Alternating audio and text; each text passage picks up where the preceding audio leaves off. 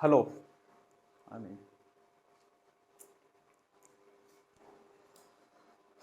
हाँ जी।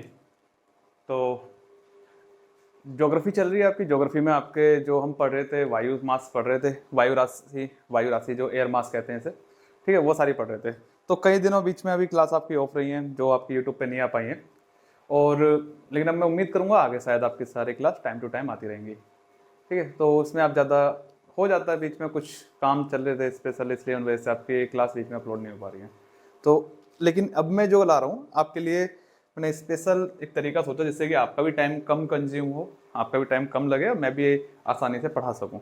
ठीक है, तो ये सारी चीज़ें आपकी, और जितने भी आपके सारे टॉपिक होंगे ये सारे ही टॉपिक आपके एग्जाम ओरिएंटेड बहुत ज़रूरी हैं। मोस्टली सारी ही वीडियो आगे आने वाली सारी वीडियो आपके 10 या 15 मिनट में खत्म हुआ करेंगी, जिसमें आपके जितने भी जरूरी टॉपिक है वो सारे हो जाया करेंगे। ठीक है, तो ये सारे देखते हैं। पहले हमारा जो टॉपिक चला था वायु राशि चल रहा है, और वायु राशि में हमारा जो टॉपिक है, जो अभी हमने कई सारे टॉपिक पढ़े, जैसे आपका वैसे इंग्लिश में इसे आपका एयर मास कहते हैं, एयर मास।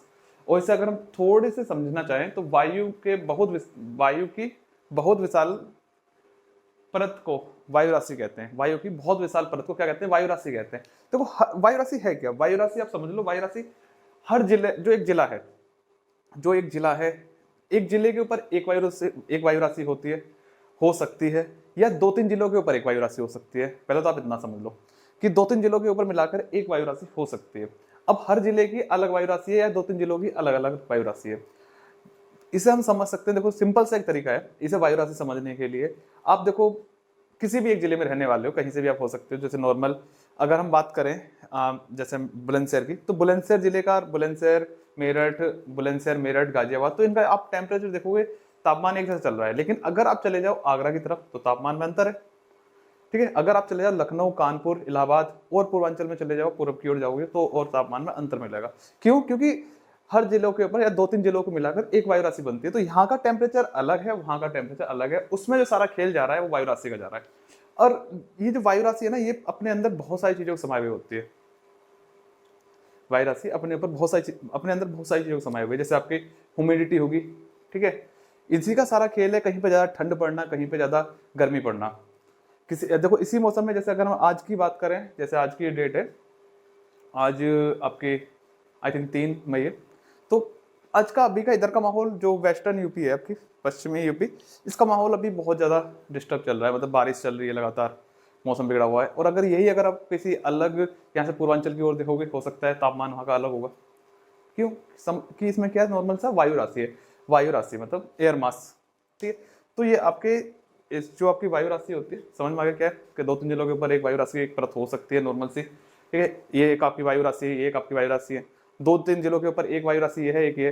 अब ये दोनों क्या है आपस में, ये क्योंकि हवा चल रही है इधर से भी, ये क्या आपस में जाके टकराती है। तो इनके टकराने से कभी कभी क्या है, चक्रवात भी आ जाते हैं। चक्रवात इनके टकराने से, इसी का खेल होता है वायु राशि का ही, मूसलाधार बारिश का। जब कई सारी वायु राशि एक वायु राशि के ऊपर, देखो एक वायु राशि है नॉर्मल, एक वायु राशि से बारिश हुई तो नॉर्मल बारिश होगी। और एक वायु राशि के ऊपर 2-3 वायु राशि आ गई, तो उससे क्या होगा, इसमें पानी है, पानी मतलब नमी, जो हम अभी सारी चीज पढ़ने वाले हैं, समझने वाले, इसमें भी नमी है और इसमें भी नमी है। तो अभी इसने बारिश करी तो नॉर्मल हुई। अब दोनों अगर एक जगह आकर बारिश करी तो ज्यादा होंगी। अब 3-4 वायु राशि एक के ऊपर एक हो जाए तो क्या होगी, बारिश बहुत तेज होगी। वही क्या है, जब मूसलाधार बारिश होती है, जब मूसलाधार बारिश होती है तो कई सारी वायु राशि मतलब ऊपर नीचे हो जाती हैं। उसे ही वायु आपके मूसलाधार बारिश कहते हैं, और उसे ही कहते हैं बादल फटना। वैसे बादल नहीं फटा करते, क्योंकि बादल जैसी कुछ चीज हुआ नहीं करती। बादल क्या है, धुए धुए से होते हैं। ठीक है, जैसे आपके केदारनाथ में हुआ भी था, तो कहते कई सारी वायु राशि थी एक दूसरे के ऊपर आ गई, उससे क्या हुआ, वो मूसलाधार बारिश होने लगी। वो उसे हमने कह दिया बादल फटना। बादल नहीं फटा करते, कई सारे एयर मास होंगे एक दूसरे के ऊपर, वो बारिश करेंगे। ठीक है, तो ये सारी नॉर्मल सी चीजें हैं। अगर हम इधर जाने से पहले इधर देख लें थोड़ी सी, मैंने इधर लिखा है इंपॉर्टेंट, आपका नोट में आपका इंपॉर्टेंट है थोड़ा। ठीक है, तो इसमें अगर हम देखें आर्द्रता, आर्द्रता को इंग्लिश में कहते हैं ह्यूमिडिटी कहते हैं आपके। तो आर्द्रता है क्या? वायु में उपस्थित नमी को आर्द्रता कहते हैं। वायु में उपस्थित नमी को क्या कहते हैं? आर्द्रता कहते हैं। देखो वायु में ना हमेशा आपकी नमी उपस्थित है। अब आप कहोगे वायु में नमी आ कहां से रही है? सबसे सिंपल सा तरीका तो यही है, वायु में नमी आई कहां से। तो अगर आपने ये समझ लिया, बस आर्द्रता इसे समझ लिया, तो मेरा मानना है ये पूरा टॉपिक आपका खत्म हो जाएगा। बस आपको आर्द्रता पे फोकस करना है। आर्द्रता नॉर्मल सी ये चीज है कि पानी हमेशा आपके वायुमंडल में एक नमी है। अब आपको कैसे वो नमी क्यों, कहाँ से आ रही है, क्यों आ रही है, पता ही नहीं चल रहा भाई। नमी क्या है? पानी है, पहले तो नॉर्मल चीज़ है। वो पानी क्या है? आपके वायु में हमेशा नमी में घूम रहा है। एक सबसे छोटा एग्जांपल इसका मैं समझाऊंगा आपको कि कोल्ड ड्रिंक की बोतल देखी आपने, कोल्ड ड्रिंक की बोतल, कोल्ड ड्रिंक की बोतल अगर ठंडी है, ठंडी कोल्ड ड्रिंक की बोतल आपने फ्रिज से निकाल कर लाई, आपने रखी बाहर लाकर, और जैसे आपने बाहर लाकर रखी, कुछ मिनट बाद ही उस पर, मिनट तो बड़ी बात करूँ मैं, शायद 1 मिनट में ही उसके बाहर पानी आ गया, उसके चारों तरफ पानी, बोतल के चारों तरफ पानी जम रहा है, छोटी छोटी पानी की बूंदें जम रही है। अब वो ना तो पानी की बूंदें आपने डाली और ना ही वो कोल्ड ड्रिंक उस बोतल से बाहर निकल के आई, तो वो कहाँ से आया? वही चीजें क्या है? वो नमी है। ठीक है, वही क्या था? नमी थी, क्योंकि एक जो बोतल थी उसका टेम्परेचर क्या था? अलग था, बाहर का टेम्परेचर अलग था। ठीक है, बोतल का टेम्परेचर अलग था, वो ठंडी थी, और बाहर का टेम्परेचर उस ठंडे के अकॉर्डिंग गर्म था। तो उसने क्या करा ठंडे ने, क्योंकि इसे ही बोलते हैं संघनन, इसे ही बोलते हैं संघनन। ठीक है, नमी को ठंडा कर देना। जब नमी ठंडी होगी तो क्या होगा? वो पानी के रूप में बदल जाएगी। वही कारण बनता है बारिश का। ठीक है, अब पूरी प्रकार पढ़ेंगे बारिश होती कैसी, सारी चीज समझेंगे, टेंशन ना लो, एक चीज आपकी समझ में आएगी, परेशान ना हो आप। ठीक है, तो उसी कहते हैं आपकी। अब आप कह रहे हो कहाँ से आ रही है नमी? नॉर्मल से तो समझ में आ गया नमी है क्या। नमी आ कहाँ से? देखो, आप की बॉडी में पसीना आता है, सभी की बॉडी में पसीना आता होगा आपकी। अब वो पसीना आने के बाद कुछ देर बाद उड़ गया, कहाँ गया? पसीना आया, पसीना आने के बाद थोड़ी देर बाद उड़ गया, वो कहाँ गया? वो आपके जो इन्वायरमेंट है उसमें चला गया, वाष्प बन गया, छोटे छोटे पार्टिकल वाष्प बन के चले गए। ठीक, इसी तरह आपका, आपने जैसे आप घूम रहे हो, घूमते घूमते आपने कहीं भी थूक दिया, सभी लोग थूकते हो कहीं ना कहीं, थूकने के जैसा जहां आपने थूका था वहां 5 मिनट बाद जाकर देखो, जो थूका था वो गायब, वो कहाँ गया? वो आपका कहाँ चला गया? पानी आपका उड़, मतलब वो वायु में उड़ गया, टेम्परेचर का ना, मतलब टेम्परेचर बढ़ा, थोड़ा उड़ गया ऊपर। ठीक है, नाली, जैसे नाली है, नालों का पानी चल रहा है, नालों में बह रहा है। ठीक है, वो क्या हो रहा है? वाष्प बन, मतलब क्या हो रहा है? मतलब वाष्प बन रहा है, नमी बन जा रहा है, मतलब वाष्प बन के हवा में घुल जा रहा है, संघनन हो रहा है। संघनन के द्वारा वो नीचे आएगा, वो तो संघनन के द्वारा तो नीचे आएगा, लेकिन वो उड़ा भाप बन के नमी के रूप में वायुमंडल में रह गया है। सारी चीज समझ में आ रही है? एक और मैं अगर आपको समझाना चाहूँ, देखो नॉर्मल चीज है, अगर मैं नॉर्मल चीज आपको समझाऊं, पानी उड़ता है, उड़ने के बाद उड़ कब रहा है? देखो ये क्या है? पानी है, पानी ये उड़ रहा है, क्यों उड़ रहा है? सूरज की तेज किरणें आ रही हैं, सूरज की तेज किरणें, इससे क्या बन गया? भाप बन के जा रहा है। और यही भाप क्या है? एक अगर ऊपर पहुंच जाएगी बादल बन जाएंगे। यही भाप क्या है? आपके हमेशा छोटे छोटे पार्टिकल आपके कहाँ है? वायुमंडल में ऊपर रहे। अब यही आपका भाप है, यही भाप जो ऊपर जाकर जमा हो चुके, जो बादल के रूप में सफेद सफेद दिख रही है, यही संघनन के द्वारा नीचे आ रही है। वो क्या है? बारिश है। और ये क्या है? शुद्ध पानी होता है, जो नालियों का हो पानी है। ठीक है, नालियों का पानी है आपके। लेकिन अब आप कहोगे ये शुद्ध कहाँ से हो गया? देखो, जब ये उड़ रहा है, ये फिल्टर हो रहा है, ये जैसा स्थिति में था वैसा नहीं जा रहा है, ये उड़ के मतलब वाष्प बन के जा रहा है, जो कि फिल्टर होकर जा रहा है, और फिल्टर करा हुआ पानी सबसे शुद्ध होता है। ठीक है, तो क्या है? आर्द्रता समझ में आ गई? वायु में उपस्थित नमी की नमी को आर्द्रता कहते हैं। नमी कहाँ से आ रही है? समझ गई? समझ में आ गई? तापमान के कारण पानी वाष्प बन के ऊपर उड़ रहा है, वो नमी हो जा रही है। ठीक है, हमेशा आपके वायुमंडल में नमी उपस्थित रहती है। वायुमंडल की आर्द्रता कितनी है? 5% है, लेकिन आरामदायक आर्द्रता में कितनी चाहिए होती है? 60% चाहिए होती है। ठीक है, आर्द्रता सामर्थ्य किसे कहते हैं? अब आर्द्रता सामर्थ्य क्या है? किसी वायु द्वारा आर्द्रता ग्रहण करने की क्षमता, किसी वायु द्वारा आर्द्रता ग्रहण करने की क्षमता क्या कहलाती है? आपकी आर्द्रता सामर्थ्य। किसी वायु द्वारा आर्द्रता ग्रहण करने की क्षमता आपकी आर्द्रता सामर्थ्य कहलाती है। इसे अगर और आप इजी समझना चाहोगे, किसी, जैसे कि वायु है आपकी, किसी वायु की जितनी वो आर्द्रता, मतलब आर्द्रता मतलब नमी, आर्द्रता मतलब नमी, नमी को सोख सकती है। जैसे आपके कुकर है, कुकर में से क्या हुआ? आपके जब सीटी लगती है तब क्या हुआ? भाप बाहर निकलती है। कुकर से सीटी लगी, उसमें भाप बाहर निकली, लेकिन वो भाप कहाँ गई? वो भाप कहाँ गई? वो कहाँ गई? आपके वायुमंडल में। तो उसे क्या करें? आर्द्रता सामर्थ्य कह रहे हैं। किसी वायु की आर्द्रता ग्रहण करने की क्षमता, मतलब किसी वायु की नमी ग्रहण करने की क्षमता क्या है? आपकी आर्द्रता सामर्थ्य है। ठीक है, इसी में आगे देखें। अब इसमें आता है संतृप्त वायु। संतृप्त वायु क्या है? ये एक के बाद एक है। आर्द्रता क्या है? नमी, उस नमी को ग्रहण करने आर्द्रता सामर्थ्य। और संतृप्त वायु क्या? ऐसी वायु जो नमी नहीं सोख सकती, अब जो और नमी नहीं सोख सकती, और नमी नहीं सोख सकती, मतलब कि ऐसी वायु जिसे जितनी नमी चाहिए थी वो उतनी नमी मिल गई, अब उससे ज्यादा वो नमी नहीं सोख सकती, उसे कहते हैं आपकी संतृप्त वायु।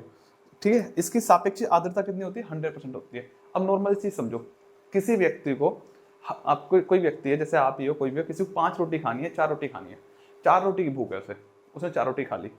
अब 4 रोटी खाने के बाद अब क्या पेट फूल है उसका। अगर 4 से कम खाई होती तो उसे भूख होती, तो वो ढूंढता इधर उधर खाने के लिए, भाई मुझे 1 रोटी और दे दो। अब उसने वो तो खा ली 4 रोटी। अब क्या है, मतलब वो पेट फुल है उसका, कहेगा भाई मैं मस्त हूँ। अब आपके सामने कुछ भी लिया हो अच्छे से अच्छा, वो नहीं खाएगा। तो क्या है, मतलब जितनी आपको भूख थी उतनी रोटी आपको खाने के लिए मिल गई। वही क्या है, वायु, ऐसी वायु जिसमें मतलब जो वायु है उसमें ऐसी वायु जिसे जितनी भूख थी, मतलब इसे भूख कितनी थी, 100% थी, तो 100% इसे मिल गया खाने के लिए। अब क्या है, ये और नमी नहीं सोखेगी, उसे क्या कहते हैं, संतृप्त वायु, मतलब संतृप्त होगी भाई, खुश है। ठीक है, आगे कहते हैं अगला है निरपेक्ष आर्द्रता।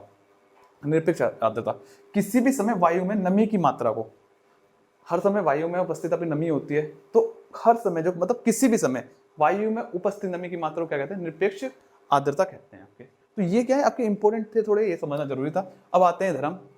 ठीक है, अब आपके ये सारी चीज, आर्द्रता समझ में आ गई, आर्द्रता, सामर्थ्य, संतृप्त वायु, निरपेक्ष आर्द्रता। तो इधर आते हैं हम सबसे पहले वाष्पन। वाष्पन क्या है, वाष्पन आपका, जिस वाष्पन मतलब अधिक तापमान के कारण जल का भाप बनकर ऊपर उठना। अधिक तापमान के कारण जल का भाप बनकर ऊपर उठना। देखो अधिक है, सन है, आपको समझ में रखा है, सूरज की किरणें आ रही हैं, सूरज की किरणें मतलब यहाँ क्या हो रहा है, अधिक तापमान बन जा रहा है। ठीक है, जल है, जल के ऊपर मतलब ऐसा नहीं स्थल है, स्थल पे उड़ेगा, अगर पानी होगा कहीं पे तो हम बात लेंगे, हमें जल ही तो उड़ना है, जमीन तो उड़ के जाएगी नहीं, रेत तो ऊपर उड़ के जाएगा नहीं, क्या उड़ के जाएगा, जल। तो जल क्या है, जल पे अधिक तापमान हो जाए। अब जब अधिक तापमान हो गया तो क्या है, भाप बनकर ऊपर उड़ेगा। आपने देखा भी होगा, आप घरों में पानी गर्म करते हो भगोने में, और जैसे ही वो गर्म होना शुरू हुआ, तो उसमें भाप बनकर ऊपर उड़ना शुरू हो गया। और फिर भाप हमने देखी हुई भाई, आप उसके ऊपर प्लेट रखो, आप जब पानी गर्म हो रहा है उसके ऊपर अपना हाथ रखो, आपके कुछ देर बाद आपके हाथ पे पानी होगा। ठीक है, वही क्रिया यहाँ चल रही है, सूरज की किरणें तापमान बढ़ा रही है, तापमान बढ़ते ही क्या है, ऊपर जाना शुरू हो गया है, मतलब ऊपर भाप के रूप में जा रहा है। ठीक है, यही जब भाप के रूप में बन रहा है, अभी तो क्या है, वाष्पन मतलब अधिक तापमान के कारण जल का ऊपर उठ जाना, उसे क्या कहते हैं, वाष्पन कहते हैं आपका। ठीक है, जल का भाप बनकर ऊपर उठना वाष्पन कहते हैं। अब जब ये भाप बनकर ऊपर उठा है तो भाई साहब ऊपर उठा है तो नीचे भी आएगा, ये पक्का है। ठीक है, अगर ऊपर उठा है तो नीचे तो आएगा, वो आसमान में तो रह नहीं सकता हमेशा। ठीक है, तो जब ये ऊपर उठ गया तो जितने तापमान, पहले समझ लो, जितने तापमान पर जल उबलता है, जितने तापमान पर जाकर जल उबलेगा उसे क्या कहेंगे, उसका क्वथनांक कहते हैं। क्वथनांक, जितने तापमान पर जाकर जल उबलता है उसे उसका क्वथनांक कहते हैं। नेक्स्ट, जब आपका उबला है तो ठंडा होगा, उसे कहते हैं संघनन। संघनन, जब ठंड के कारण भाप का जल, जब ठंड के कारण भाप जल के रूप में रूपांतरित होती है उसे कहते हैं संघनन। जब ठंड, तो आपका वाष्प है, वाष्प क्या, अभी टेम्परेचर हाई है, नहीं आ रहा नीचे, लेकिन जैसे ही मौसम परिवर्तित हुआ, ठंडा हुआ मौसम, वो वाष्प क्या होगी, नीचे आएगी। ठीक है, वो वाष्प क्या होगी, नीचे आएगी। किस रूप में आएगी, अब जल के रूप में नीचे आएगी। वो बारिश भी हो सकती है, कोहरा भी हो सकती है, कुहासा भी हो सकता है, पाला भी हो सकता है, तुषार भी हो सकती है, ओस भी हो सकती है। ठीक है, हिमपात भी हो सकता है, कई सारे रूप में वो नीचे आएगी, अलग अलग रूप में। अब वो संघनन की क्रिया होने वाली है, संघनन की क्रिया अलग अलग रूप में होने वाली है। ठीक है, ठंड के कारण भाप का जल में रूपांतरण होना, ठीक है, जल के रूप में नीचे जमीन पर आना या रूपांतरण होना, उसे कहते हैं आपका संघनन। क्योंकि संघनन की क्रिया जमीन पे भी होती है और जमीन से ऊपर भी होती है, तो इसलिए यहाँ पे जमीन रूपांतरण होना कह सकते हैं, जमीन पर आना नहीं कह सकते, रूपांतरण होना, इसे हम रूपांतरण होना लिखेंगे, जमीन पर आना नहीं, क्योंकि संघनन की क्रिया आपकी कई सारी जगह होंगी, रूपांतरण होना। ठीक है, आगे देखते हैं। ठीक है, तो ठंड के कारण भाप का जल के रूप में रूपांतरण होना क्या, संघनन कहलाता है। ये आपने छोटी छोटी क्लास में पढ़ लिया होगा, मेरा मानना ये है। ठीक है, आगे देखते हैं। संघनन, जो संघनन की क्रिया है वो निम्न प्रकार से होती है, समझना ये है हमें, जो संघनन की क्रिया ना निम्न प्रकार से होती है, ऐसा नहीं है कि प्रकार से होती है, निम्न प्रकार से। सबसे पहले क्या है, ओस, जिसे ड्यू कहते हैं इंग्लिश में, ओस। तो संघनन की क्रिया का सबसे पहला पार्ट देख समझते हैं हम ओस के रूप में। जो पानी आपका जो पानी गर्म होने के कारण भाप बनकर ऊपर पहुंचा था बादलों में, अब वो क्या है, ठंडा होकर संघनन के रूप में नीचे आने वाला है। तो उसमें सबसे पहली स्टेज हम समझ रहे हैं ओस की, जिसे इंग्लिश में कहते हैं ड्यू। जब संघनन की क्रिया मतलब ठंडा होना, नमी का ठंडा होना जमीन पर आ जाए, जमीन पर होती है। जब संघनन की क्रिया धरातल पर हो उसे क्या कहते हैं, ओस कहते हैं। आपने देखा ना कि सुबह के टाइम आप जब घूमने जाते हो तो धरातल, जहाँ आपके घास है, नीचे घासों पर आपने देखा ओस की छोटी छोटी बूंदे होती हैं, तो वो क्या है, आपके धरातल पर होगी थी वो क्रिया। जब संघनन क्रिया धरातल पर होगी, बिल्कुल जमीन पर होगी, उसे कहेंगे ओस। ओस किसे कहते हैं, जब संघनन क्रिया धरातल पर हो। नेक्स्ट होता है कोहरा, जिसे कहते हैं फोग। ठीक, इंग्लिश में फॉग कहते हैं। कोहरा आपको ठंडों में दिखता है, कोहरा आपका ठंडों में दिखता है, ठीक है। तो ऐसा नहीं आप देखो कोहरा अभी क्या है सारा इसमें खेल है ना टेम्परेचर का है, टेम्परेचर ज़्यादा है कोहरा बन नहीं पा रहा, टेम्परेचर कम होगा कोहरा बन जाएगा, दिख जाएगा। ऐसे आपको देखो ठंडों में क्या होता है, आप जैसे मुंह खोलते हो बोलते हो तो आपके मुंह से ना जो भाप निकलती है वो दिखती है। क्यों? क्योंकि आपके मौसम, आपका टेम्परेचर, आपकी बॉडी का टेम्परेचर बाहर के टेम्परेचर के अकॉर्डिंग अंतर है, इसलिए वो अभी भी सेम कंडीशन हो रही है, लेकिन अभी क्या टेम्परेचर बदल रहा है, टेम्परेचर एक जैसा है, मतलब टेम्परेचर बाहर का ज़्यादा हाई है, अंदर का थोड़ा कम मान लो, तो इस हिसाब से। तो क्या है कोहरा, कोहरा जब संघनन की क्रिया धरातल से कुछ ऊंचाई पर हो, सब देखो नॉर्मल चीज़ें, धरातल से थोड़ी ऊपर हुई उसे कोहरा कहते हैं। कोहरा आपने देखा होगा सुबह के टाइम आपके मोस्टली देखो एक चीज ध्यान, कोहरा और कुआसा सेम है, ये कोहरा और कुआसा दोनों सेम है, फॉग और मिस्ट थोड़ा थोड़ा अंतर है। कुआसा आपका माना, कोहरा आपका माना जाता है सुबह 7 बजे तक पड़ता है, ठीक है, 7 AM तक मोस्टली, और कुहासा मतलब 7 से 10 बजे के बीच में, ठीक है, बस कुछ नहीं है, दूसरा उसका अगला रूप है, ठीक है। तो जब संघनन की क्रिया धरातल से कुछ ऊंचाई पर हो, संघनन हो रहा है क्योंकि आप जब उस कोहरे में जा रहे हो ना तो उसमें ना उसकी छोटी छोटी बूंदें आपको भिगा रही हैं, मतलब पानी है, नमी है, ठीक है, तो क्या है वो आपका कोहरा है। इसमें क्या है, दृष्टि क्षमता बिल्कुल कम होती है, इसमें देखने की क्षमता कम है कोहरे में। अगला आता है कुहासा, मिस्ट जिसे कहते हैं, ये कोहरे के समान ही होता है, इसमें देखने की क्षमता थोड़ी अधिक है, ठीक है। जो कुहासा है सेम कोहरा है लेकिन इसमें देखने की क्षमता थोड़ी अधिक है, मतलब इसका टाइम क्या है, 7 बजे के बाद का है, 7 से 8 बजे के बाद का है जब आप देख पा रहे हो। लेकिन अगर कोहरा ज्यादा पड़ रहा है, आप सुबह के टाइम निकल रहे हो 5-6 बजे, आपको दिख ही नहीं रहा, लेकिन जैसे जैसे हवा चलनी स्टार्ट होती है क्या कोहरा हटना शुरू हो जाता है, ठीक है। अगला आता है बादल। बादल क्या है, क्लाउड्स इंग्लिश में कहते हैं। जब संघनन की क्रिया अत्यधिक ऊंचाई पर हो जाए, जब संघनन की क्रिया अत्यधिक ऊंचाई पर हो जाए तो क्या करती है, बादल का निर्माण करती है। जब संघनन की क्रिया अत्यधिक ऊंचाई पर होती है तो बादल का निर्माण होता है। धरातल पर होगी ओस, धरातल से थोड़ी ऊपर हुई कोहरा, और कोहरा अगला अगला रूप क्या है, कुहासा है, ठीक है। बादल क्या है, जब संघनन की क्रिया अत्यधिक ऊंचाई पर हो जाए, जो आपको सफेद सफेद दिखते हैं बादल दिखते हैं, ठीक है। अगला क्या है, पाला या तुषार, जिसे इंग्लिश में फ्रोस्ट कहते हैं। ये ओस के समान ही होता है लेकिन ठंड के कारण जम जाता है, सेम है ओस है, लेकिन समस्या क्या है, ओस आपके नॉर्मल जस्ट ठंड स्टार्ट हुई ओस पड़ना शुरू हो गया, ओस पड़नी शुरू हो गई, और जब अधिक ठंड पड़ती है दिसंबर जनवरी के महीने में उस टाइम पाला पड़ता है, सूखा पाला, जैसे कहते हैं सूखी ठंड है, पाला पड़ रहा है। ये क्या करते हैं, अपनी फसल को ज्यादा नुकसान पहुंचाती है, जो पाला है फसल को ज्यादा नुकसान पहुंचाता है। इससे बचने के लिए किसान क्या करते हैं, खेतों में पानी भर देते हैं, ठीक है। ये हल्की हल्की बहुत पतली बर्फ की चादर दिखती है, बहुत पतली बर्फ की चादर होती है, ठीक है, उसे पाला कहते हैं आपका, ठीक है। आगे देखें, हिमपात, स्नोफॉल, अगले आपका संघनन का ही अगला रूप है, संघनन ही हो रहा है, हिमपात हो रहा है। देखो नॉर्मल आपके हमारे वाले जो एरिया है जहाँ बर्फीला एरिया नहीं है, मतलब जहाँ पहाड़ी एरिया नहीं है, वहां तो आपको सारी क्रिया दिख नहीं होती भी, लेकिन जो आपके बर्फीले एरिया है, ठंडे एरिया है, ज्यादा ठंडे एरिया है, सेम संघनन की क्रिया हो रही है। यहाँ पे क्या था, ठंडों में भी मौसम मतलब टेम्परेचर इतना ठंडा नहीं हो पाया कि वो जो ओस थी बर्फ जम जाए, लेकिन ये जैसे बर्फ आपके आप कुल्लू मनाली चले जाओ, ठीक है, शिमला नैनीताल, ठीक है, इस तरफ जाओ ठंडों के मौसम में दिसंबर जनवरी में, तो वहाँ क्या सेम संघनन की क्रिया हो रहा है, वही ओस आ रही थी नीचे, लेकिन वो ओस पानी के रूप में, पानी की छोटी छोटी बूंदों के रूप में ना आकर क्या हो गया, बर्फ के रूप में जम गई, बर्फ के रूप में आती है। क्यों? मौसम ठंडा है, वहाँ टेम्परेचर ठंडा था, इसलिए संघनन की क्रिया क्या हो रही, संघनन की क्रिया हुई थी कहाँ पर, आपके धरातल पे भी है, लेकिन वो क्या है, ये आपके स्नोफॉल होता क्या है, बर्फीले इलाकों में दिखता है, बर्फीले इलाकों में बर्फ के छोटे छोटे टुकड़ों को क्या करना है, हिमपात, हिमपात कहते हैं, स्नोफॉल, ठीक है। आगे देखें, इस ओसाक बिंदु, जैसे हमने पढ़ा क्वथनांक पढ़ा इधर, ये क्वथनांक देखा है, ऐसे ही आपका ओसांक बिंदु है, ड्यू पॉइंट, यह तापमान को दर्शाता है। ओसांक बिंदु आपके तापमान को दर्शाता है, वह तापमान जिस पर संघनन की क्रिया प्रारंभ हो जाती है, समझ में आया कुछ? ये तापमान को दिखाता है, और यह वह तापमान जिस पर संघनन की क्रिया शुरू हो जाए, मतलब उतना तापमान जब संघनन की क्रिया शुरू हो जाए, मतलब ठंडा होना शुरू हो जाए, पानी ठंडा होना शुरू हो जाए, ठीक है। मतलब जो ओस है, भाप है, मतलब पानी मतलब भाप जो ठंडी होनी शुरू हो जाए, जब तक तो ठंडी नहीं होगी जब तक आपके क्या है, और आपके वो किसी का रूप नहीं लेगी इनमें से किसी का भी, ठीक है।